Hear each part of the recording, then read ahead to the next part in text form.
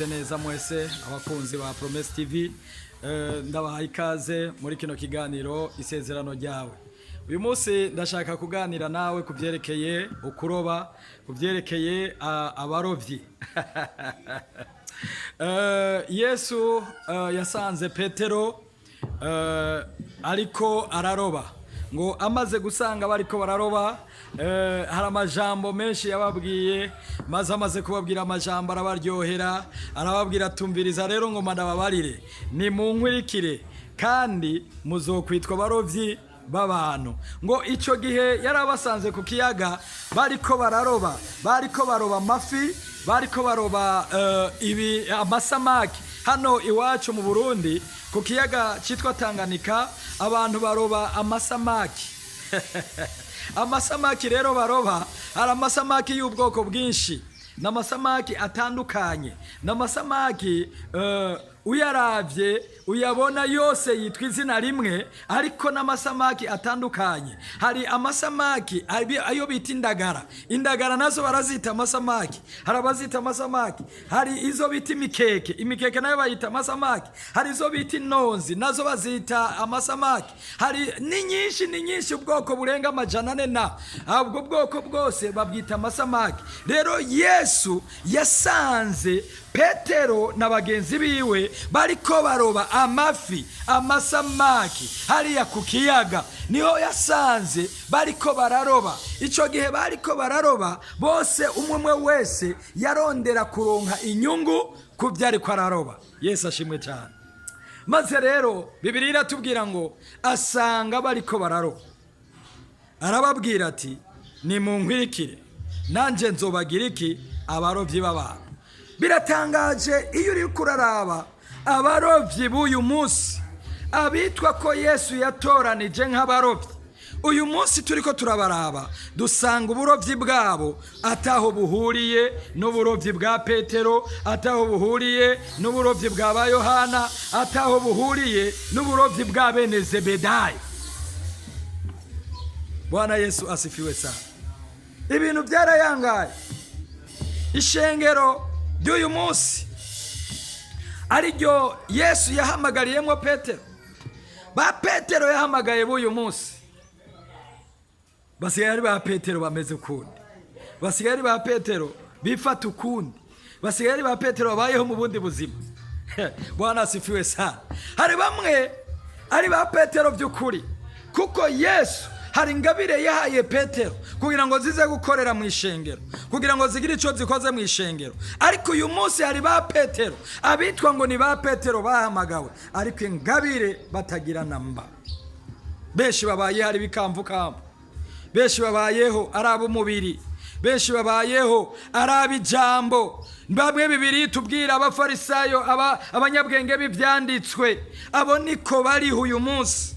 Ariko nagomba ndakubwire mwene data, nimba warahamagawe n'Imana, nimba uri umukozi w'Imana, reka kuba umufarisayo, reka kuba umunyabwenge w'ivyanditse.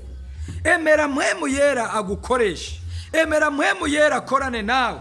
Ureke kuba umunyabwenge w'ivyanditswe. Uwo kuba umunyabwenge w'ivyanditswe nawe bizogushikana, ariko niwemera kuba ukoreshwa na mpwemu yera uzoshika ahantu hakomeye. Ko Bibiliya iravuga ngo abagendeshwa na mpwemu yera ngo abo nibo bana b'Imana.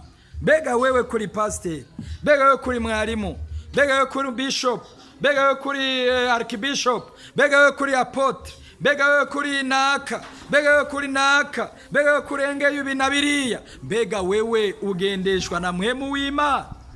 Ibikugendesha nibiki? Raba neza mu buzima bwawe, urabe ibikugendesha ibyo ari byo. Niwasanga ibikugendesha atari mpwemu yera, ndagusavye ngo uhindure, ndagusavye uhindure. Uyu munsi uhindure, utangure kugendeshwa na mpwemu yera, kugira ngo ingabire z'Imana, za ngabire yatanga mu rushengero, zitangure gukora, za ngabire z'ibitangaza zitangure gukora. Uko ndakubona neza aho uhagaze, wewe ukritika ab'Imana ikoresha ibitangaza. Nta kindi kikubeshejeho. Iyo abantu bawe Imana bakoresha ibitangaza, wowe babwira ngo n'amadayimoni, wowe babwira ngo ijambo, ngo ibitangaza biri mu ijambo. By'ukuri nyene ibitangaza biri mu ijambo, uko mu ijambo niho umukozi w'Imana avuga, maze amadayimoni akumva ibyo avuze, yumva ibyo avuze, hama agaca bugufi akabyemera, agahunga akava mu bana b'Imana akagenda ikuzimu iyo yajava. Yesu ashimwe cyane. Ndakwifuriza mwene data nawe guhinduka, ndakwifuriza kumva icyo Imana ikeneye, ndakwifuriza gukora nk'uko Imana igomba, ntugakore nk'uko ugomba wewe, oya haba namba, ahubwo uhindure ukore nk'uko Imana igomba. Icyo Imana yavuze ukireke gikoreke, icyo Imana yakoze ukireke kiboneke, maze abana b'Imana bashobore kwidegembya. Birashika ukabusha uhungabanya abantu, birashika ukabubavuga nabi, kubera kumbure muri wewe ingabire zaseze, yatangabire zikikurimwo. Kera ucakira gakiza, hari ibintu byinshi Imana yagukoresha. Kera ugikizwa, hari ibintu byinshi Imana yagukoresha, ariko gushika uyu munsi ntabyo ikigukoresha, kubera ko yarigiriye, yarabonye yuko wamaze kuyisuzugura. Wabaye umunyabwenge w'ivyanditswe, ndareka ko umunyabwenge w'ivyanditswe niwe kwegera karago ufukame, Imana yo mwijuru kwiyereka. Haleluya.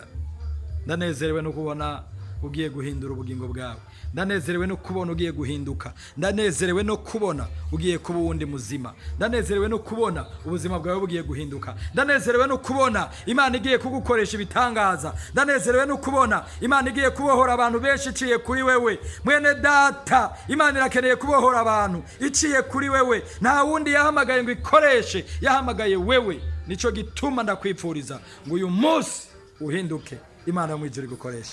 Urakoze cyane. Mwari kumwe n'umwungere Barazingiza Michel, niwe yariko araguhanura, niwe yariko aragukabura, niwe yariko arakwibutsa isezerano ryawe, kugira ngo umunsi uri izina uzuharugwe mu bakoreye Imana, kandi Imana yashimye. Urakoze cyane. Imana mu ijuru guhezagire. Tuzosubira.